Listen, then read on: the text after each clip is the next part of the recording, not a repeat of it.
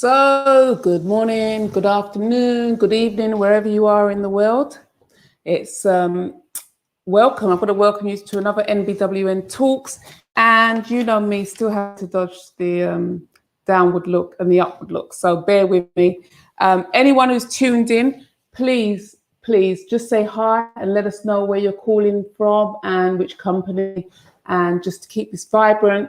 This is not a flat, stagnant event. We want people to be fully engaged, and it's a Monday, so let's try and get the vibes going. Let's try and be really upbeat and make a session well worth your time.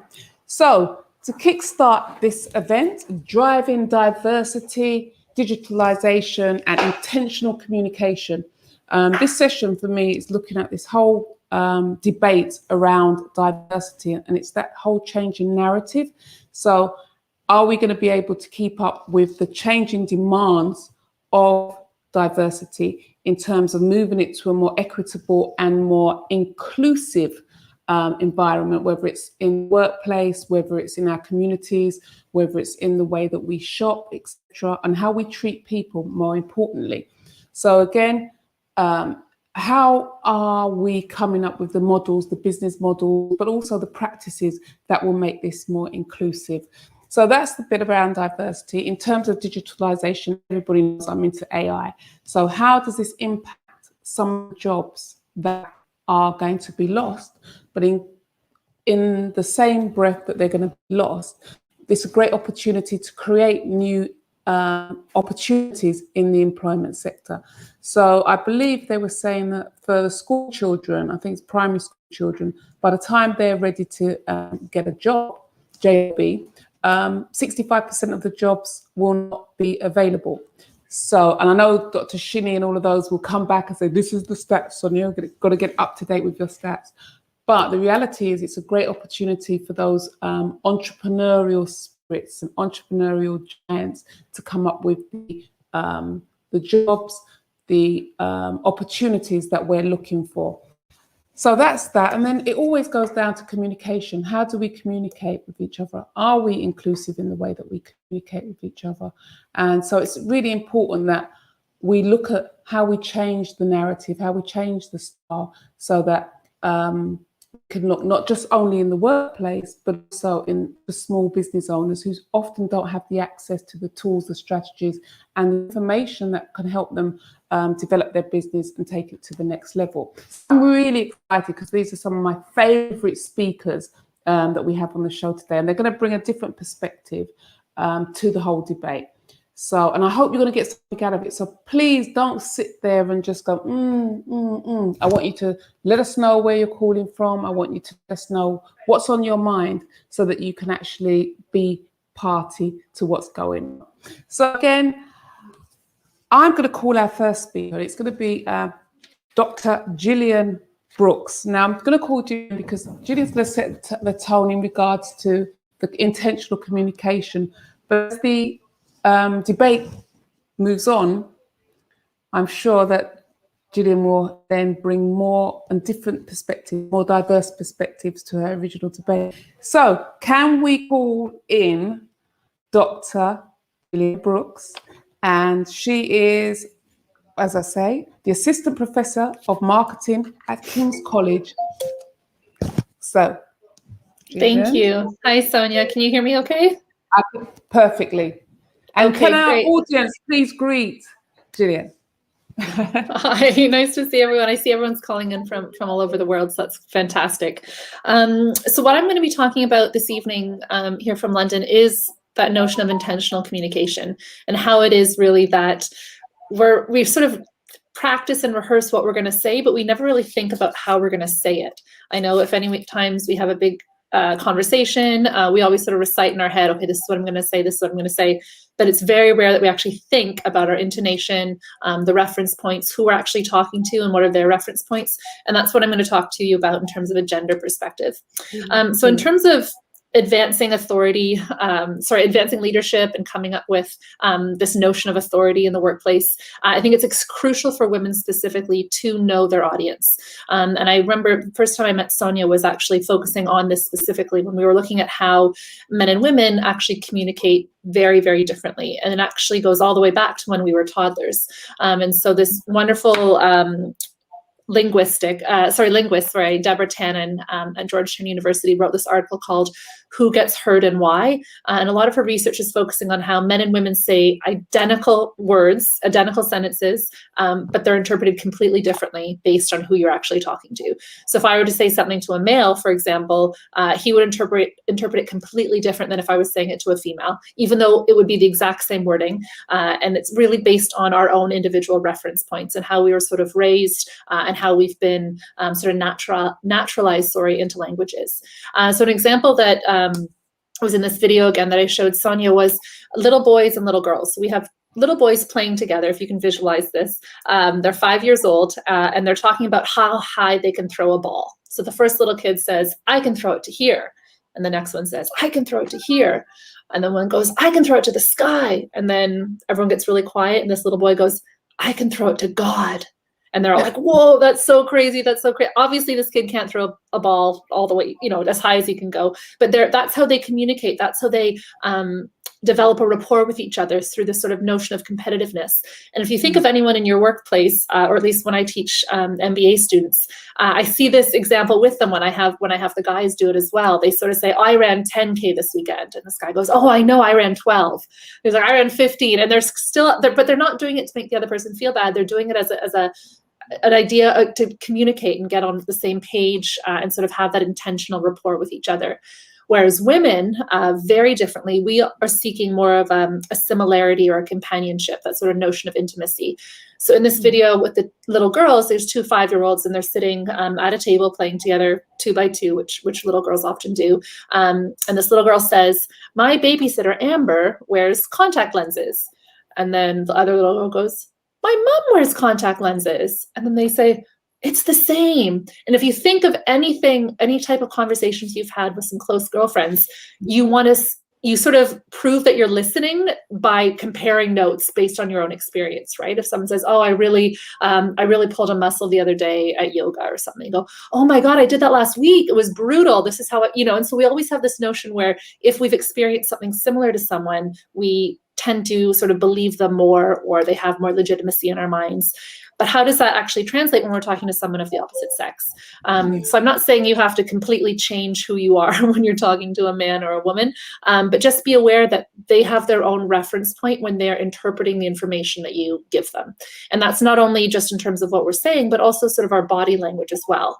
And what we found in some recent research actually is where you position your hips or your body when you're talking to someone really shapes sort of how much they actually genuinely hear or listen to what you're saying. So they find that with men specifically, and you'll probably see this if you look at any man in a coffee shop, or the majority of men in a coffee shop or at a bar, they're sitting side by side. So their hips are never really facing each other, right? They're sort of side by side, like if they're on a train or a car or at the bar. Whereas women, we're always facing each other one-on-one. And I've even noted, I have a 5-year-old daughter, and she said the most perfect thing the other day to my husband. She said, no, you have to look at me, you're not listening. And I thought, oh my God, that's right. Women need, oftentimes, again, there's always exceptions. We often face each other in a coffee shop or face each other at the restaurant at happy hour or whatever. And so something to keep in mind is if you're really trying to have an important conversation, for example, with maybe someone of the opposite sex, meet them halfway. Maybe, for example, when I have to have a big conversation with my husband, I do it in the car. One, he can't get out, bonus. But second of all, he's facing forward, right? So he actually, I find, is a lot more candid, a lot more comfortable, has actually time to listen and talk when he's just facing forward. So I actually had heard that this woman, the only time she can get access to her CEO is when he's on a flight. And she will actually book the seat beside him so that they can talk and get their meeting through, because they're actually facing each other, facing away from each other. And I find that also with some of my colleagues. If I have to have a really big conversation with someone at the university, I'll do it and ask to go for a walk. So we'll go for a walk together. And I find that my male colleagues a lot more candid, I would say, just a lot more honest, just seem more comfortable actually if your hips aren't actually facing each other. And I'll just close on this final point here. You might think that the physicality of language is sort of trivial, but you'll notice in this next example that it really does transcend all age groups. And so Deborah Tannen did a similar study where she had two boys at a variety of ages. I think they were started at 3, 6, 18, 25, 64, you name it, all the way up to about 89. And she had them walk into a room with two folding garden chairs or patio chairs. And she said, just put them in the room, sit down and tell each other about what you did today. And every single man, there's the footage, face away from each other, regardless of the age, whether they're 6, 13, 18, you name it. They all walk into the room, set their chairs up on their own, beside each other, never facing each other. She did it again with women of the same age, and women every single time came in with their hips facing each other and set their chairs up. So even just, I do this with my students, so I'll have them come in, and without a doubt, even if the boys are somewhat near each other, their hips are never facing each other. But the women, we want to feel open, like we're talking to someone, where we have this rapport. And there are sort of these nuances in terms of, just how we present ourselves and how we communicate that I think can really help drive, more intention, more authority really within the workplace. And it's interesting you say that, because oftentimes, especially as women develop their careers and heading up to the boardroom, they often say that women take far too long to get to a point. And they always want to do this relationship building, whereas the men just want to get straight to the point. Absolutely. Yeah, and absolutely. It actually has been shown on resumes. If you compare men and women's resumes, men write in bullet points and women write in sentences, which again is sort of, they're trying to build up that rapport by sort of telling a narrative about their experience professionally, whereas men are saying, I did this, I raised this much money, this is what I earned last quarter, blah, blah, blah, blah. And women are sort of, crafting more of a narrative. But I think that goes exactly to your point, that they do want to sort of connect often, which is great. But again, who are you talking to? And who is that someone who will interpret it the way you want to be heard, basically? And I think one of the good things around this whole communication thing is how we incorporate it in our leadership styles. Because oftentimes we're actually told this is, and I think we're often, especially as women, distracted if it's not gravitas, if it isn't this, if it's, unconscious bias, if it isn't this. We're always distracted about why we don't fit in around the table. But the reality is the communication is so distorted. It's such a distraction that we don't have that opportunity to develop our style, which is then appropriate for where, as you say, it's not just one cap fits all. It's about how we move that conversation, really. Exactly. It's like learning a new language. And if you want to be fluent with both men and women in terms of how you communicate, you have to consider their side. So I've had criticism from people saying, well, women shouldn't have to change who they are to be heard. And that's absolutely not what I'm saying. I think you have to just be aware of your audience and aware of their own reference points when you start to speak, if you want to be, again, heard in a way that is sort of intentional to what you're trying to say. And in its most simplistic form, the workplace was built by men for men. And oftentimes, if we're coming into the playground, we have to learn not only to understand, but also adapt accordingly. But how would you say that communication and diversity has changed, especially with the pandemic? That's a really good point. I think it's interesting that in terms of professionalization of a variety of careers, I think networking is going to change quite a bit. Obviously, LinkedIn took off, exponentially during the pandemic, but it's only your brand in a very specific capacity. So if you think of your own personal brand online, LinkedIn is the best version of you. Obviously, you get to craft it. But I think with the pandemic, there's going to be there's going to be some really creative ways, I think, that people are going to have to start networking again. Also, just socially, I mean, I'm an ethnographer, so my research is interviewing people. And I've been interviewing lately chief digital officers for a new project. And they start talking and they won't stop. I think they're just craving, they're craving attention. Yeah, often these are people with, at times large egos. They want, they like being heard. But I think, people have to start filtering themselves a bit more, because I think we've sort of seen it behind the curtain, literally physically we're in people's homes, but their communication style has changed as well. Yeah, and do you think Zoom still has a long way to go, or do you think that we haven't seen the best of Zoom yet? I think we haven't seen the best of Zoom. I think we've seen Zoom fatigue. I think Yeah, that's definitely something. I know a definitely, lot yeah. of companies are, getting rid of Zoom days. I know a lot of recent studies that are just starting now to collect data about how people see themselves on Zoom and how people are just, being more critical of even their appearance or how they present themselves, because we haven't seen ourselves, this intimately, Yeah. if you will, online. So I think Zoom has a bit of a way to go, but also our understanding and our use of Zoom, I think, needs to be sort of improved slightly. Okay. Well, no doubt I'll be coming back to you in regards to this subject, because it's one of my favorite ones about intentional communication. Okay, I think this is a great opportunity to bring in our dynamic Dr. Shini Sumara, who I've met a couple of times and I've always been impressed with her, and just the way how dynamic she is in this often old man's profession of science, and she's just basically kicked it on its head with the fantastic high heels and glamour. So Shini, without further ado, I'd like to bring you into the audience. Hi Sonia, hi everybody. Hi. Lovely to be part of this event.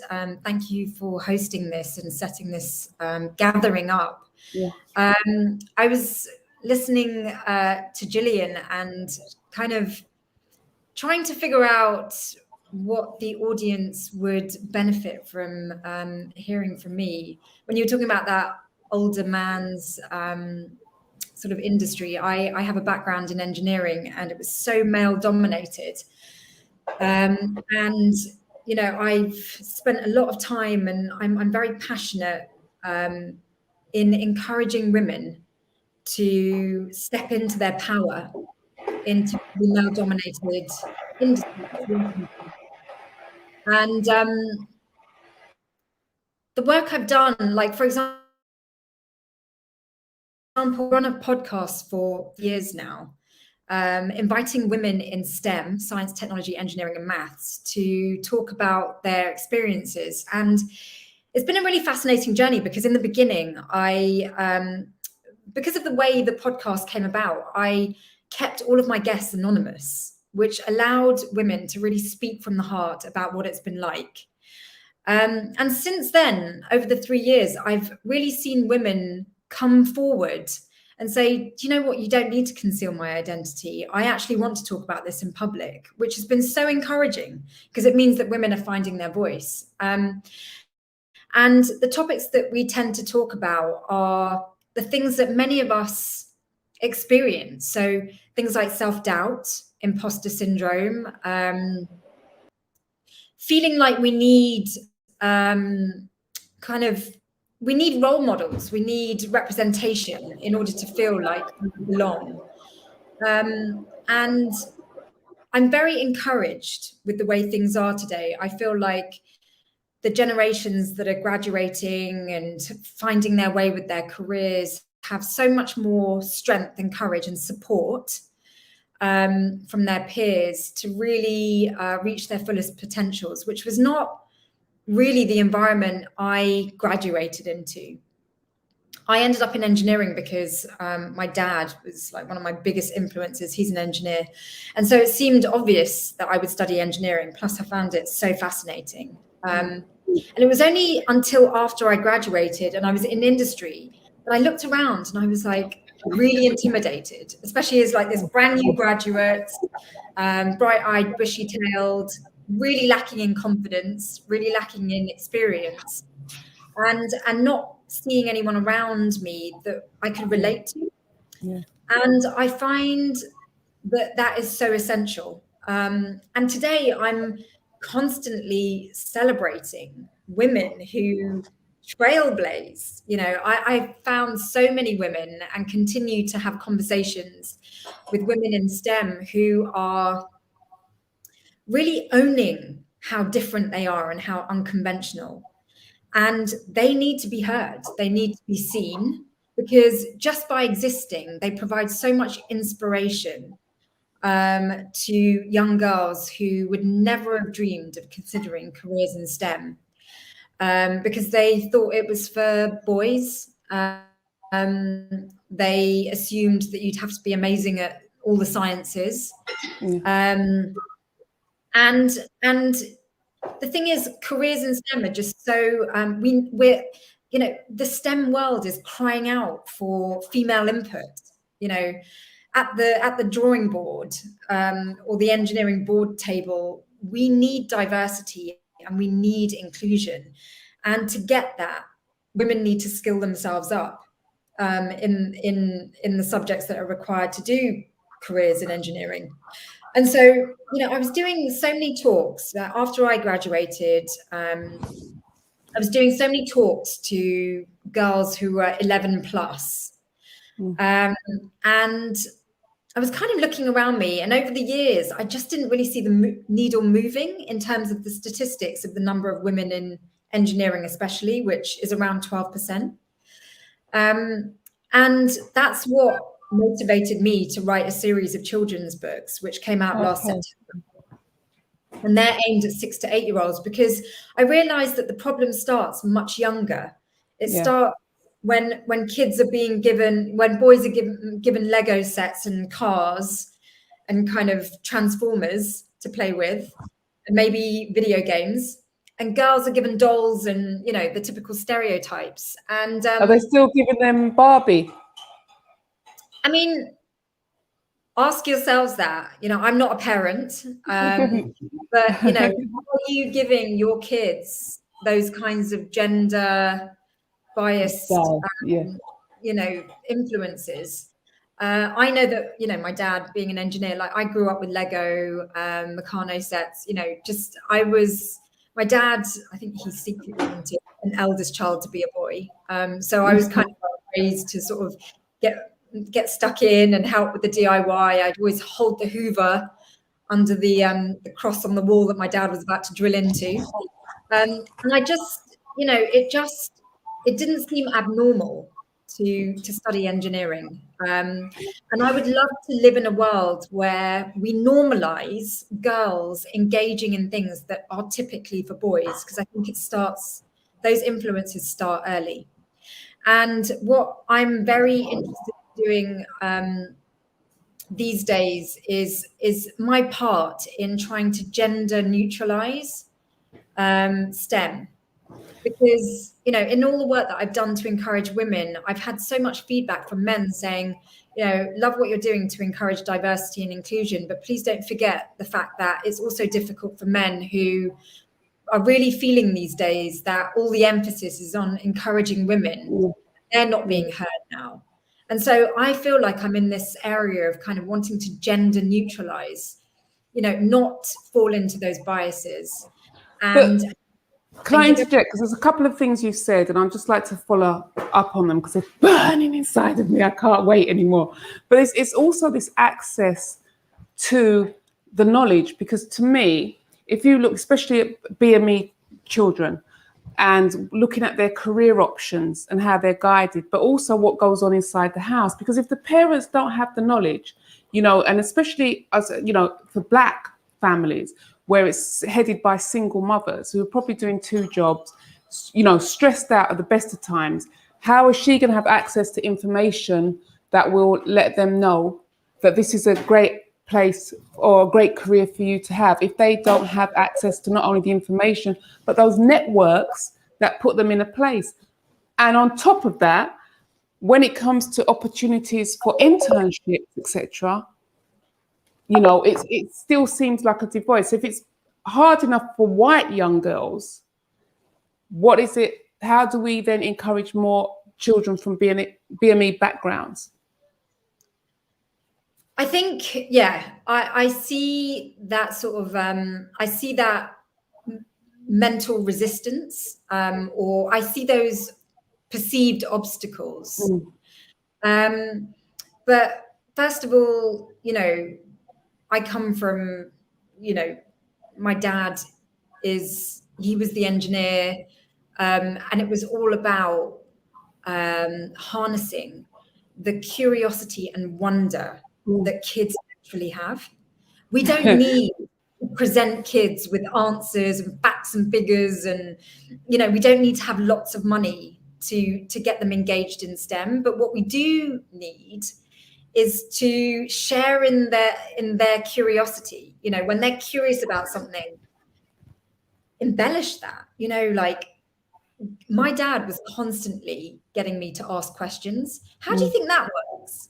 What do you think is happening there? Why do you think that happens? You know, so I grew up just being a very curious, annoying kid that was constantly asking questions. But Shini, can I interject there? Because Generation X, if we were curious and asked questions, we were told to be quiet. And in your report, you spoke too much. But then as we get down to millennials and Generation Y and Generation Z, it becomes the norm for people to be inquisitive. But I think there's that stigma of when you were curious, when you knew that there was more to the world than this that we were seeing, it was oftentimes very difficult to actually think, well, where do I go? Where do I find this when everyone else is kind of part of the status quo? Yeah, I mean, I think, so studying science is very much about experimentation. It's very much about prototyping, failing, learning from your mistakes, you know, inquisitiveness, and kind of and searching for answers. Engineering is very much about problem solving, you know, identifying problems and finding solutions. If you can encourage that as a caretaker of young people, I just think that sets them up for a potential career in STEM. But instead, if we're looking at today's influences, a lot of kids, first of all, I don't think kids have ever, there's never been a time when kids have been more interested in science. We've got cool people like Elon Musk, you know, people, Jeff Bezos sending himself and his brother to space. You know, there's just a lot of technology around us. And so today's generation are exposed to it and their curiosity is there. Okay, in our times, it was all about sort of reading Shakespeare and less about Latin, you know, tech. Yeah. You know, we're being encouraged to code, and there are lots of different ways of engaging in STEM. I don't think, you know, if it's all about exposure, and so I think the resources are there. They just need to be accessed and used. But I don't think, and there are many opportunities and pathways into STEM, particularly engineering. So, you know, often people think of people in science as being really smart, really geeky, you know, probably the little person with glasses sitting in the corner of the classroom. But actually, you know, there are really fun ways of getting into engineering. For example, apprenticeships. You know, you can scrap school after high school, go and get an apprenticeship and be supported because your skills are so rare. You know, go and get an apprenticeship at CERN or Rolls-Royce, or, you know, learn how to weld. You know, I've just met so many people who have taken a very unconventional path into engineering and really found their passion and end up being successful. I was told this when I was a kid. I've seen it time and time again in my own career. Anyone who is passionate about something is destined to succeed, because it's why you want to get out of bed in the morning. You're driven to do all the research and all the homework that you need to do in order to get at that passion.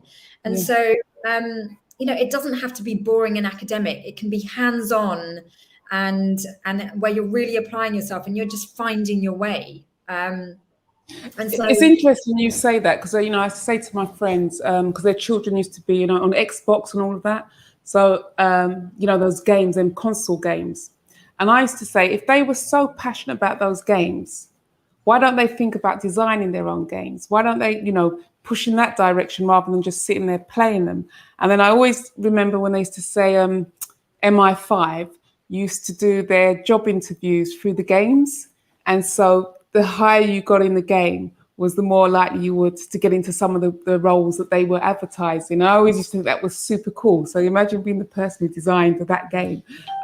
There's so many different ways that people can access, as you rightly say, but it's actually opening up that field and making it become more sexy, more glamorous, more, open to people from different backgrounds.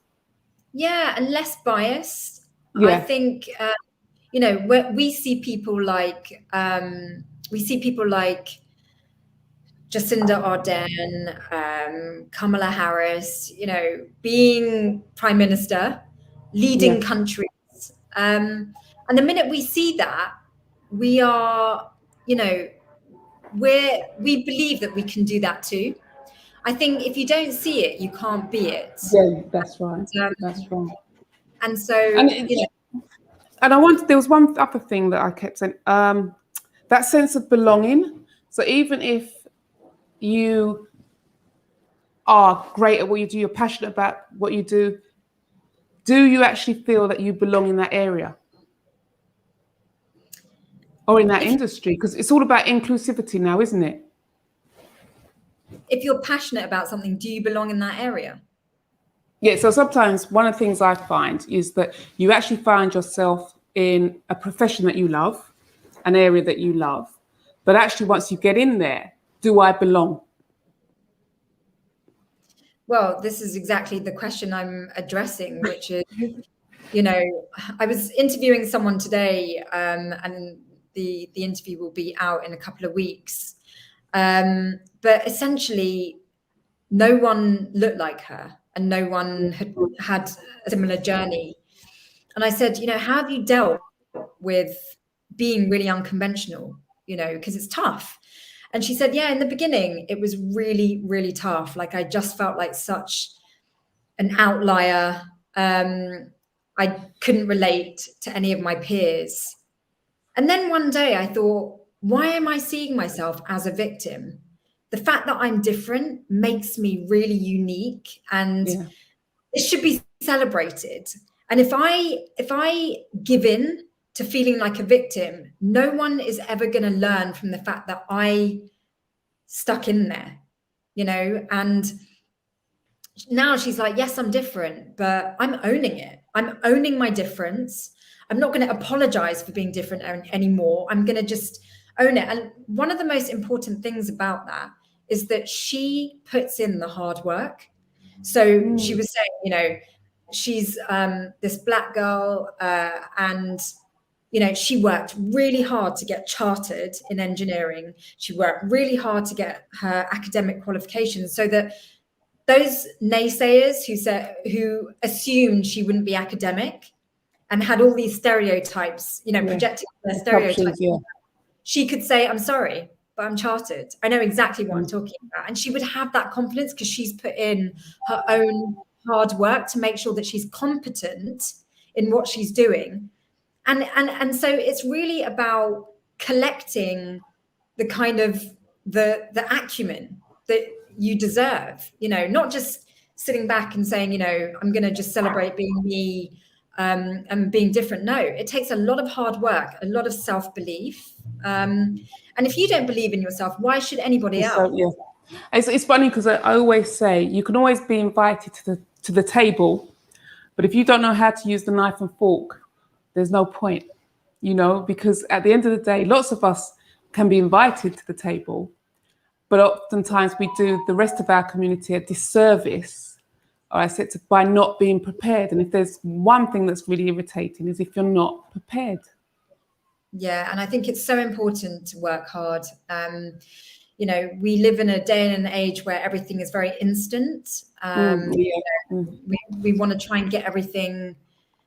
It appears that a lot of it you can get things via a shortcut, but I just think you can never ever replace hard work and dedication and drive. And so, if you believe you've got what it takes to be whatever it is, work hard at it, and give yourself a fighting chance of being where you want to be. The best version of yourself, isn't it? It's the best version of yourself in that sector. There's one more thing, and I will come back to you. How is the world changing now since the pandemic in terms of STEM, especially for women and BME? Is it becoming more inclusive? I think there's been, some societal recalibrations. I think, the pandemic really made us take stock of the way we were doing things. Working from home has redefined how we work, how we balance a lot of things. And then when Black Lives Matter happened and is happening, there's just a lot going on where we're reframing a lot of things. So it's really been an interesting time.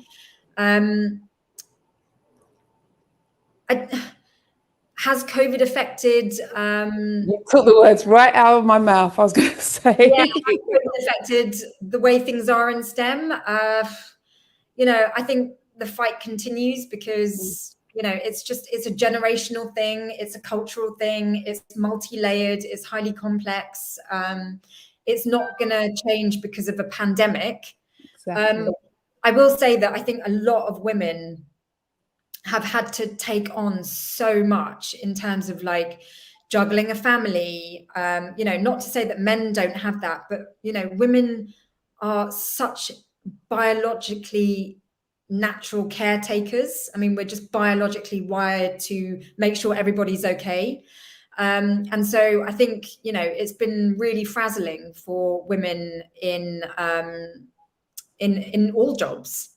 And so, I want to get to a point where we're just sharing the responsibility, like rather than everything being about what the women are doing, then taking some of that load. Because, in a marriage, for example, and raising kids, for example, I don't know why there's so much emphasis on the woman doing so much. But that's how down to the, can I go interject there? Because that's about, the whole caring responsibilities, because we're the first generation who now have to take care of our parents.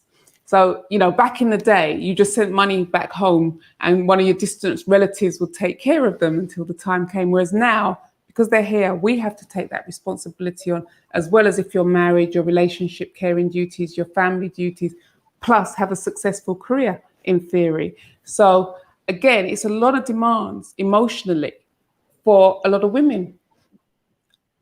Yeah, and it would be great to get to, this is why I talk about gender neutralization, because, in the same way that men are not expected to cry or show emotion or empathy, and they're meant to be hard and tough, it would be great if men felt more comfortable to be able to just show how they're feeling, if they're under stress, to soften, in the same way that women, I hope, will feel less pressure to be hard, gender neutralization, where we can all just be ourselves. And I do feel that as a society, we are tending towards being able to present ourselves as we are, rather than trying to be something that we're not. I think the younger generations that are coming through are starting to feel more comfortable about being themselves in industry. And I think that's such a wonderful thing. I have never met so many women that have really supportive partners who are doing less days in the office in order to help mothers. And, so I really do think the future is bright. But gender neutralization and a much more equal sharing of responsibilities, particularly when it comes to family. So what is... where what has the response been? So what has been the response in terms of your children's books? Really, really fantastic. Like, I had a massive sort of response on LinkedIn. And it was really funny because I had like 65,000 views when I launched the first book, which is called An Engineer Like Me. And it was interesting because LinkedIn took down the post because I put the Amazon link, and apparently that's a breaking of the rule. Yeah. But it was enough to get the word out that a book like this exists. And it's, I think I'm writing my 7th book right now because there's an appetite for introducing STEM into our everyday.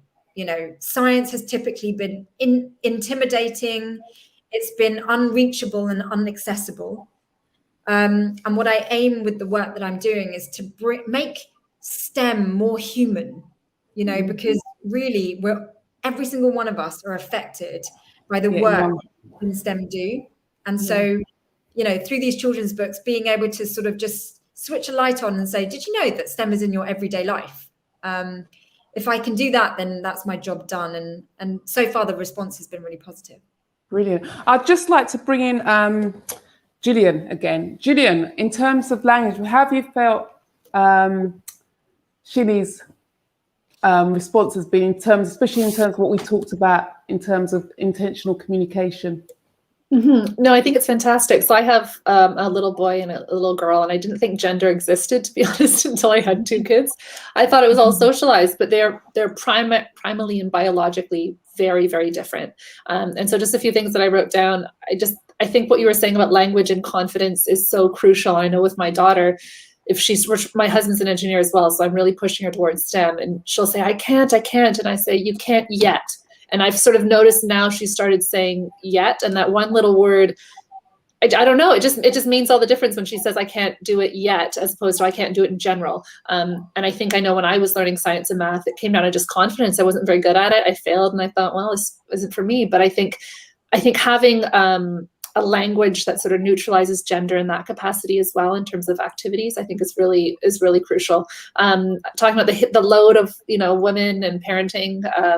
100%. I think the notion of the hidden load is something that women can never really get away from as a mom working and parenting and, you know, being a wife and all of that. And I think that it is a generational capacity. I've noticed men are a lot more in general receptive to sort of helping out a little bit more at home than maybe in previous generations. And yet also from a professional perspective, if you're a working dad and a working mom, you're viewed very differently. So I find if I have a male colleague who emails and says, oh, I have to do pickup tonight, he's sort of hailed as a hero. It's like, wow, what a great dad. And then if a woman does it, it's like, well, she's not really that committed. And I think it's still depending on, you know, who's coming across. And I find that honestly weekly, you know, if I have to email and say, oh, I'm on pickup, or I have a call of, you know, whatever. I always feel, I still to this day sort of, oh, please don't think I'm uncommitted. Whereas males send it and people are like, oh, he's such a good dad. He's so there. And you're like, well, let's calm down here. So I think that dynamic has a way to go a little bit, I think. But no, really, really fascinating. And I wrote down an engineer like me. So I'm going to get that for my daughter for sure. For sure. Brilliant. Thank you. Right. So at this point, I'm going to bring in Gifty Enright. And Gifty is an author, a speaker, international speaker at that, and a women in workplace wellbeing expert. So I've been told off because I keep looking at my notes when I'm looking at. So, but members of our audience, please keep interacting with us. Let us know what you think about some of the things that have been said, whether you agree, disagree, indifferent. Does it work in your sector?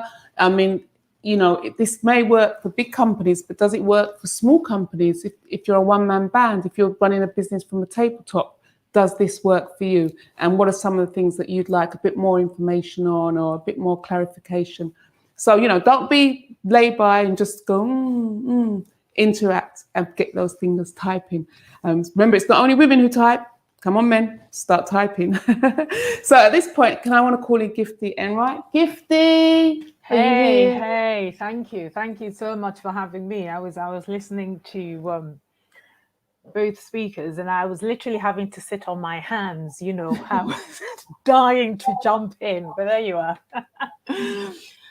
So what am I talking about today? So I'm talking about well-being actually, and the moving from burnout to stress. So it's good to have all the lovely skills and the academic side of things and all the rest of it, which is great. But if you're not looking after yourself, if you're stressed out, if you're burnt out, then all your good skills, all the communication skills that you've learned, or the, as Shini put it, what was it, the societal recalibration that we've had to do in COVID, all that kind of goes out of the window if you're not looking after yourself. And when we talk about women in the workplace, and we're talking about imposter syndrome and confidence, a lot of all that actually come from you not feeling strong in yourself. Because if you're not feeling strong in yourself as a person, if emotionally you're all over the place, if your mental well-being is all over the place, then you can know everything. You can know all the tricks of the trade. You can have all the advantages. You can have all the doors open to you, and you will still not be able to maximize your potential and take advantage of what is being presented to you. And for women in particular, when we're talking about the inequity of things in the workplace, and when we're talking about if the woman is doing the school run, she's shirking, but if the man is doing it, he's a hero.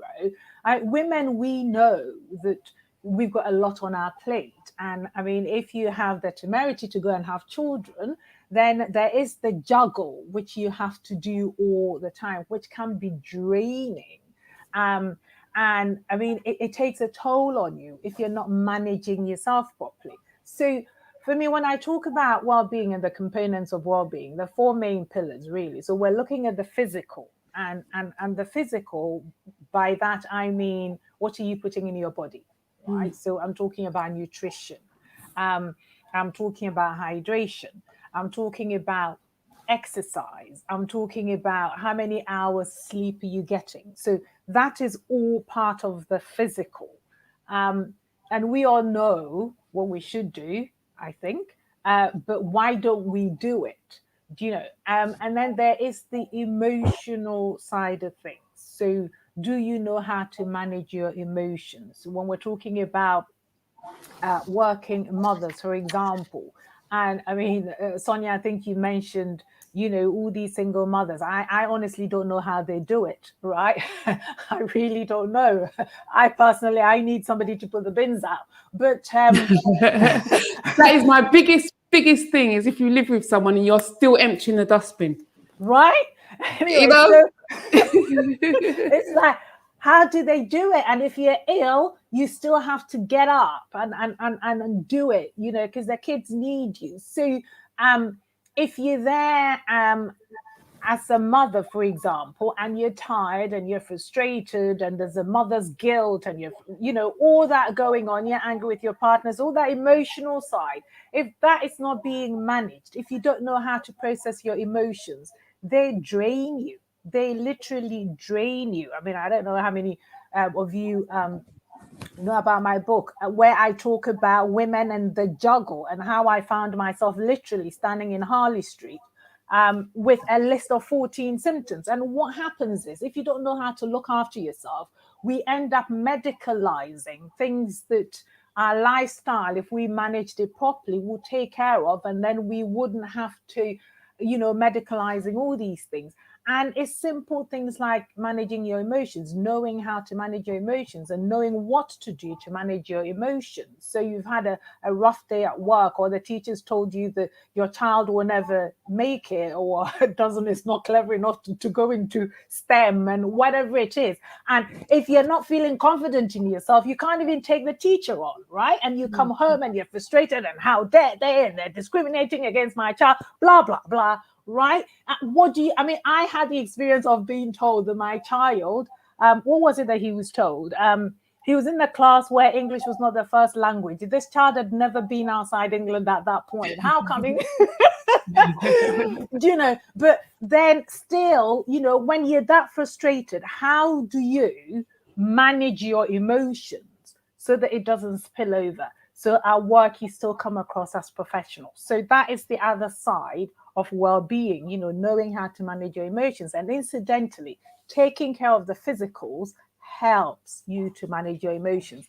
And then the other pillar is the mental side of things. I mean, it's like some people, it's where you, if you like, upgrading what's up there in your brain, reading a book, finding the information you want, finding the knowledge that you need.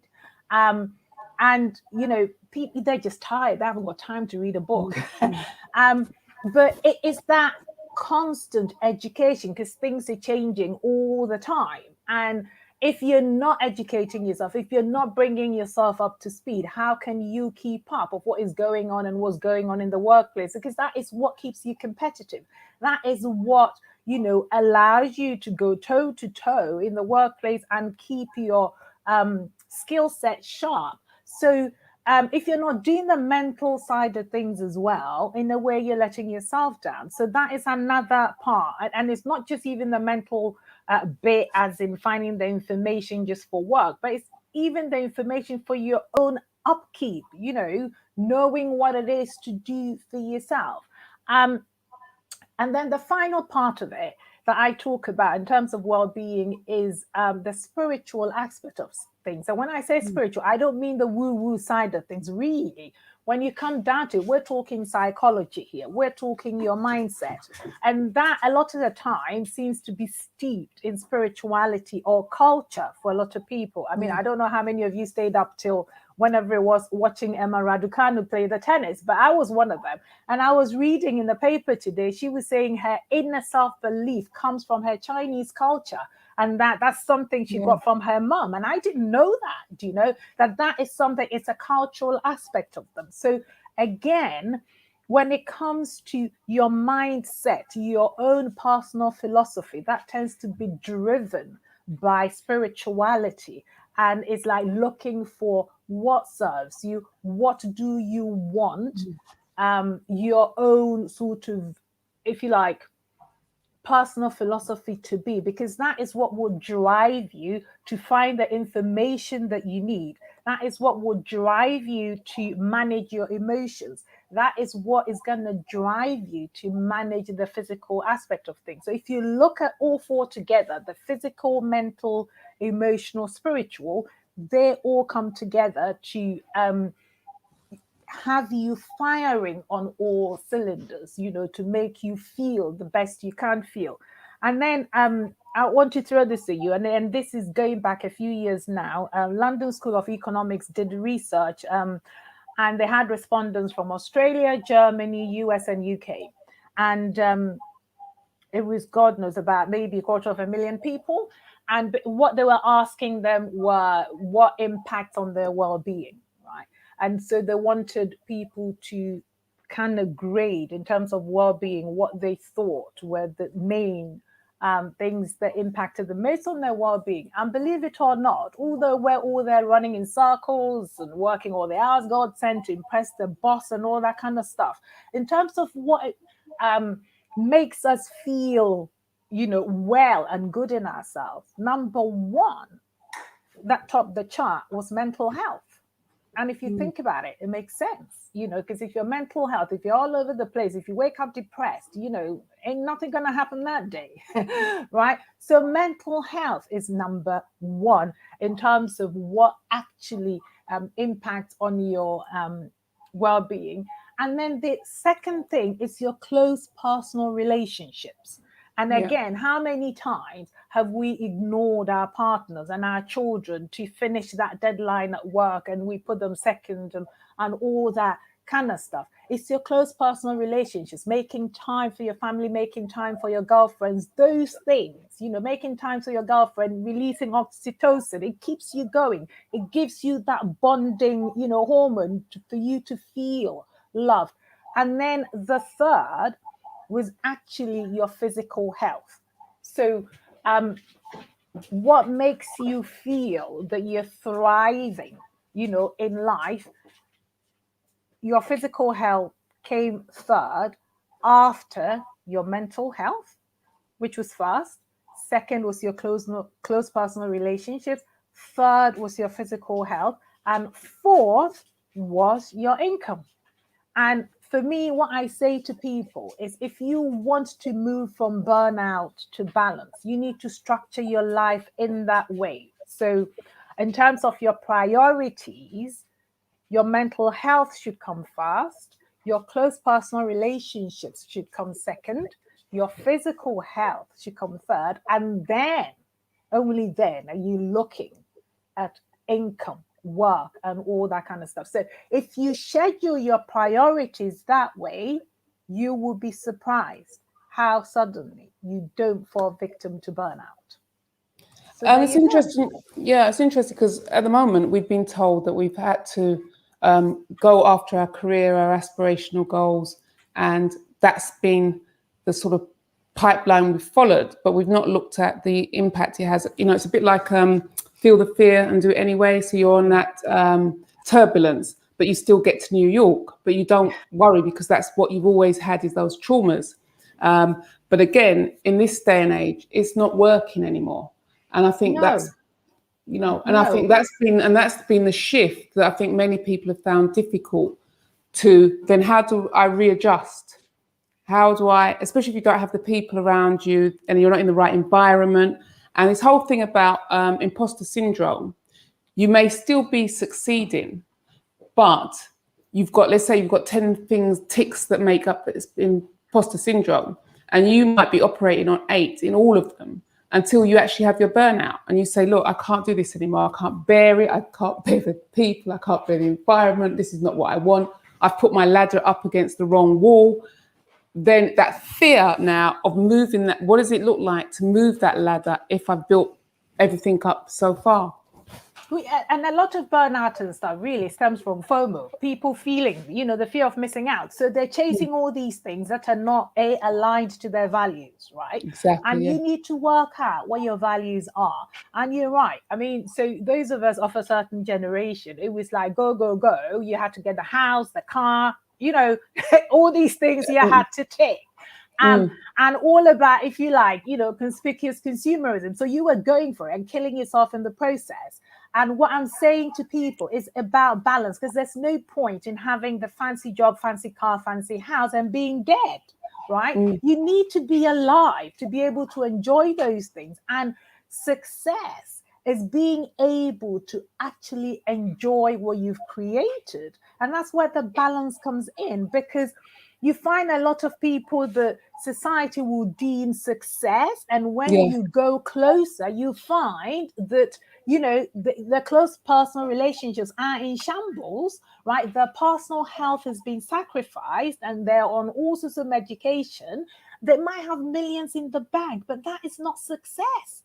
You know, when you're lonely, do you know, when you can't enjoy your creation, how is that success? Do you know?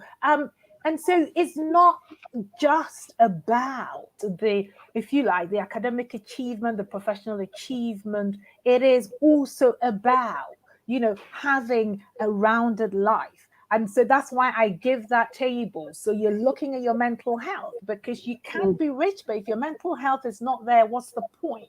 Right? It's your close personal relationships. Those are the things that make you feel valued, make you feel you're making a contribution.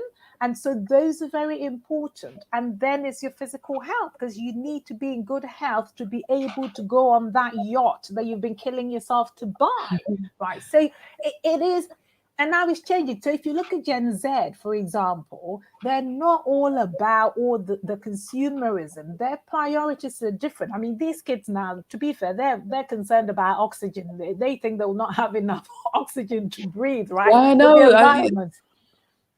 It's interesting you say that, because I look at is it Rebellion Extinction? Yes. And all their little subgroups, and it's really interesting because they're passionate about tomorrow, and it's almost as if we disguise, you know, that yuppie thing. It's we don't have time for lunch, and it's almost like we've given it another name.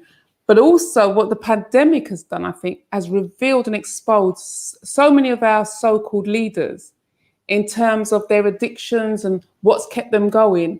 And you kind of see this whole fallacy around what success really is, because they've not gone for the success defined by themselves, but what society has told them has made them successful. Yeah, exactly. And I saw somebody put a comment out there about putting the ladder against the wrong wall. But this is it. So your definition of success is got to be one that is not killing you. Do you know? Because what is the point? And I think it was a Dalai Lama that said we spend, I can't get the quote quite off my head correctly, but basically we sacrifice our health to go chase after whatever it is we want, and after the money. And then when you get the money, then you have to use that then to kind of heal yourself. You know, that is just insane. So it is about looking after yourself and living holistically, you know, knowing your values. So if you want to, so this is not about not being ambitious and going after what you want and all that kind of stuff and feel the fear doing anyway. By all means, feel the fear and do it anyway, but look after your health in the process, right? Process your emotions. Know your boundaries, because if you yourself, no matter your achievement, I don't care what anybody says, I've met so many successful people living very hollow, shallow lives and feeling that, you know, what is the point? There's an emptiness to it, you know, and you don't want that to be your life. You don't want it just to be the big shiny things with no substance, really. You want to be in there, enjoying it, knowing you've made a contribution, knowing that you've created stuff, you've been part of it, but you haven't sacrificed yourself in the process. Yeah. Listen, can I bring in Shini here? Because Shini, let's talk about, we're young people on their journey. How do you feel based on what Gifty has said in terms of that emotional well-being?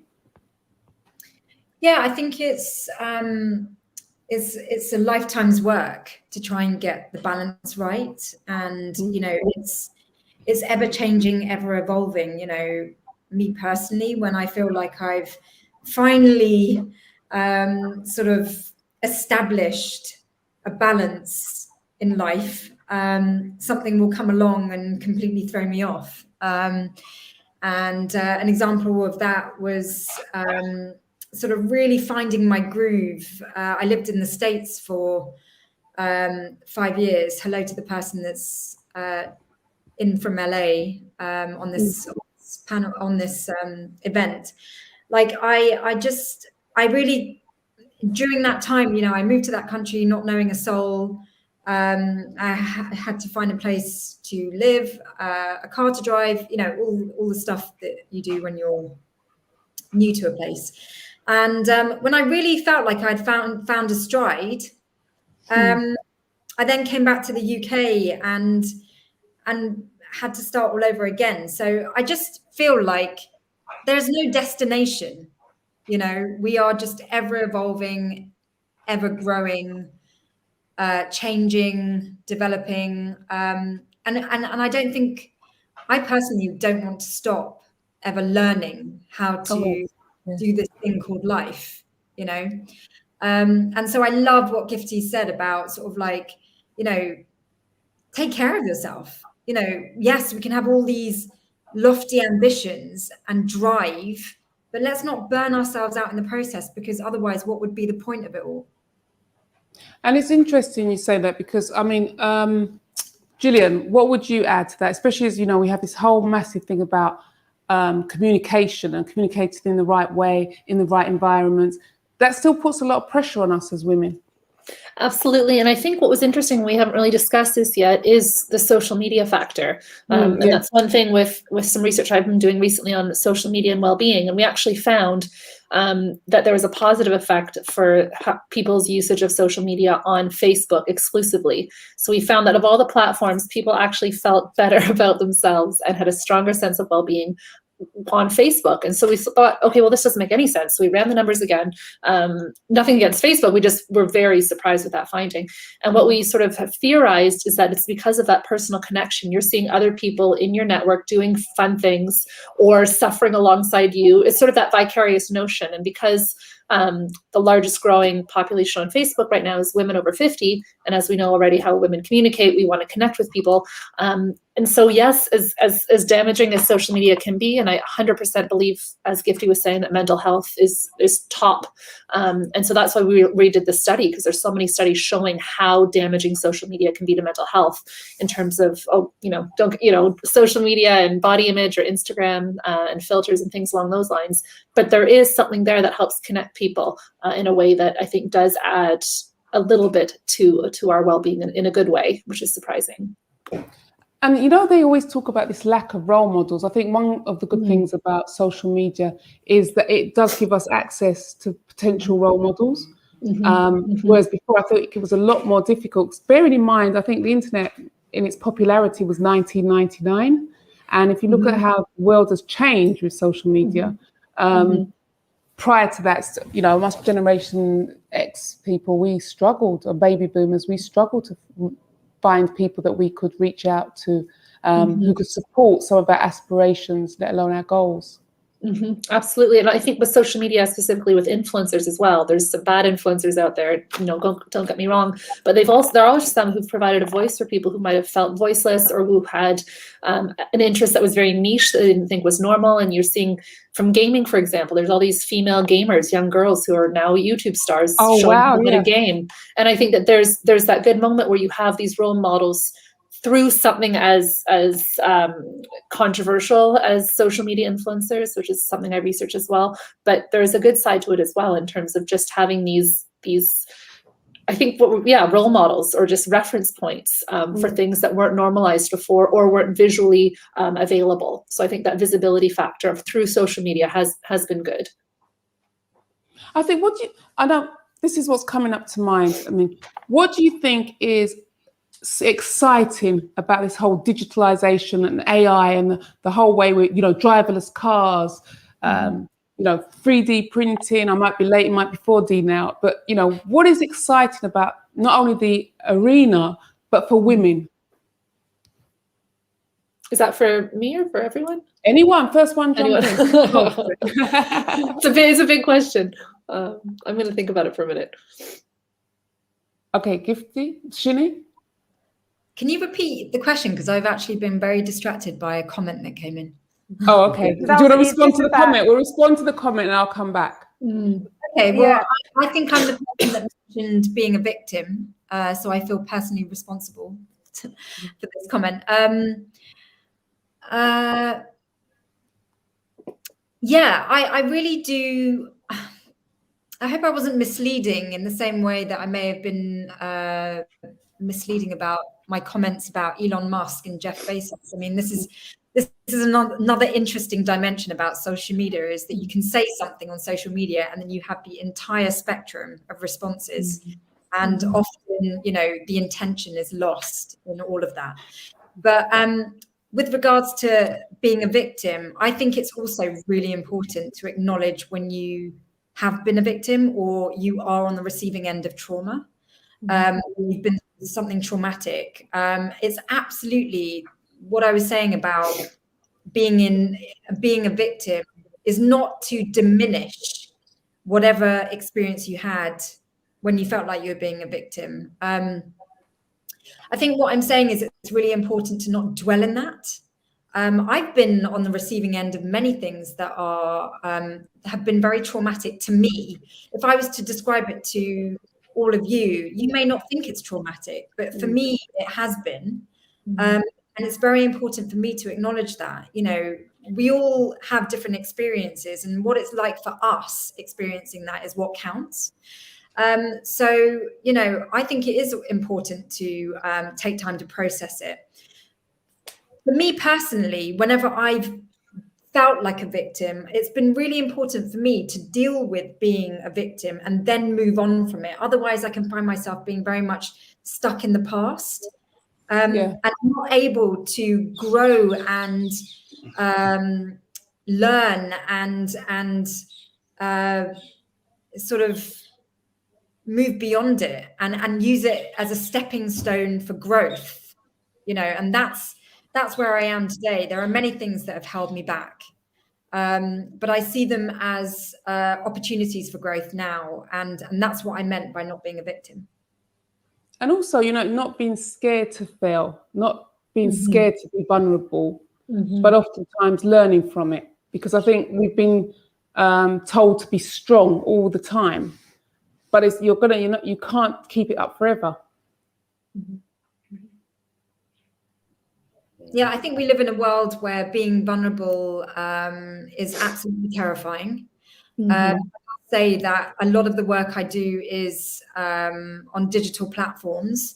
It's funny because my career has spanned that era where media was through television primarily, and I've watched the transition onto digital media platforms. And the stark contrast was that when you're broadcasting things on television, it can be months before you even know what your audience thought of what you put out there. Whereas with digital platforms, it's instantaneous.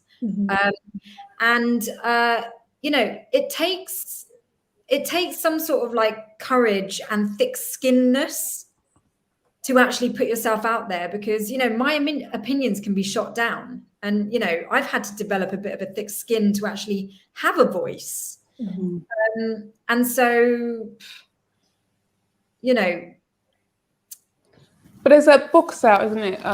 It's all right not to be liked, or something of Power of No. And I think because we've always, and I don't know, Gillian, this might go back to women, always wanting to be liked and always wanting to be, nurturing. But actually, it's actually giving ourselves permission to say, no, I don't agree. And B, I don't like you. And C, I don't want you in my group. And then bye, I'm off. And I think there's an incredible confidence that has to be there for you to say that. It's one thing to say no to a task because it'll lead to burnout, as Gifty was saying, but another thing to say, you're not adding anything of value, to my life or to my not even just personal, just to my very limited free time. And I know that a lot of people talk about, losing friends over losing, sort of love relationships. And I think friendships are harder to lose, but if they are really that toxic and they're not adding anything of value, just say no. And I think it's hard because that is confidence that comes out for that. And I know personally, I don't think I'm there yet. I think that takes a bit more time personally. But no, I think it's unbelievably important. And instead of saying, one thing my mom used to say, which was so perfect, she said, don't should all over yourself. Because I'd be like, oh, I should do this. I should do this. I should do this. Well, do you want to do that? If you don't want to do it, then don't do it. But don't say, I should really do this. I think as women, we always think, professionally as well, this is great for my career, or I should network, or I should do this, or I should take this on. But to what end? I think exactly what Gifty was saying. If you've suddenly reached the peak of success in your own space, but you're not there, you're not present genuinely to do it, then what was the point? Gifty, any comments? Yes. Yes. You're ready. You're on fire. You're on fire. It's like, let me in. So it was like, and this is it, right? Going to Gillian's point there, and again, when you were saying, Gillian, I thought was fascinating about the communication and the women sitting with their chairs facing each other, right? Because we're wired like that, and we want to collaborate. But the byproduct of that, which is not necessarily a good thing, is this external validation that we crave. Because when you do that, and I remember years and years ago, of course I'm 105, but before that, years and years ago, a boss of mine saying to me, because I knew I was doing in everything, but because I was always looking for him to, if you like, concur, it made him feel that perhaps I didn't know what I was doing. Do you see? Isn't it interesting? 100%. Right, because you know what you're doing, but because you want to kind of connect to people, or you want somebody else to validate you, suddenly the boss, because you're waiting for their validation things, maybe she's not so sure. Whereas a man, right? Yes. Yeah. They might not, 50%, and they're like, I'm doing it, I'm crushing it. And then the boss then feels, okay, yes, he's doing it, he's crushing it. And that is the difference with us, And when I coach women, the women I work with, I'm saying to them, I teach them about how to generate that validation internally. Because once you start doing that, you generate it for yourself. It's like you have your own internal validation factory, right? You let the men and anybody else in authority off the hook. You take the pressure off of them. You make them less wrong, and then you're just going on with your life. And because you're not looking for that pat on the back, suddenly it makes them feel, oh yeah, she knows what she's doing. You know, she'll get on with it. So yeah. Can I interject quickly, because this one's burning me, and I know you'll all, it's the bit where you go for an interview and or promotion, and the woman says, oh, well, I haven't got 90% of what is required of the specification. And then we always say the man may have 15% or 20%. I'm just being generous, but he's going for it, Oh, and yeah. again, come in, interject. Sorry, I was just going to say that's exactly it. Like women, when we're at work, will say we, even though if it was just you. So we had a great quarter, and men will say, oh, I had a great quarter. But even though it was a team, it's just, and then I think one thing that Gifty was saying that I wrote down was in terms of how women accept feedback. So there's this example in this article, Who Gets Hurt and Why, where a woman, they fly somewhere, they're going to give a presentation. It's a man and a woman. And after on the flight home, the woman says, how did I do? How was the presentation? And in your mind, you're just thinking someone will say, it was great. But in the man's mind, they're like, oh, she wants feedback. So then he just completely criticized her because he saw how did I do as feedback. And we see how do I do as, validate how great it was, or, just say it was nice. And so I think it's those nuances that, just a simple sentence, how did I do? If you asked a girlfriend, very different than if you asked, a male friend as well. So I think feedback as well is something we have to really consider in the professional space in terms of how that happens as well. I remember Oprah saying that no matter who she has as a guest, once they finish the interview, they always say, how did I do? Of course. Yeah, because that's what we want, validation. This goes back to what Gifty was saying. We want to be validated. It doesn't matter who it's from. You just want it. As we go. So I was going to say, Gillian, that it's so interesting that you talk about that. And one of the comments you made very early on was about the difference biologically, even just mentally and emotionally, between your son and your daughter. So, because Sonia, I love that example of, I was thinking of the exact same example where, there's a job on offer, there are 10 skills that are required. A man will have go, yeah, I'm going to go for the job. And then a woman will have 9.5 for the skills and not even consider applying for that job. And whether women can be taught to be as, I don't even know what the word would be, but to just go for it when you don't have, we can be such perfectionists. I wonder whether that is nature or nurture. But doesn't it go back to, again, I keep calling it these distraction techniques, because, if you're too confident, you're aggressive. If you're, this whole buy-in, you have to have gravitas. Well, I've seen some scruffy old men turn up. You wonder if they've had a wash or comb their hair, and they're deemed an expert in what they do. My problem is I'm always late. It's not something to be proud of. But if I was a man, I'd be considered eccentric. But because I'm a woman, I'm just, my hour consists of maybe 2 hours for most people of what I've got to get done. But no one's thinking that I'm just late, whereas a man, oh, he's just eccentric. He's got so much on his mind, But for us, we're judged at such a high pinnacle. And I think that brings on the stress and the well-being. And I think the pandemic is showing that we can't cope anymore. The tactics we had before is not helping us anymore. That's so wonderful. Oh, go ahead. I was just thinking, and by the way, was it Claudia? She put the quote from the Dalai Lama on the screen. Thank you very much for helping with that. But it's just for women though, when we're there, and there is, if you like, a competency bias, right? And so the actual word is the attribution bias, where basically the men, they get that by default.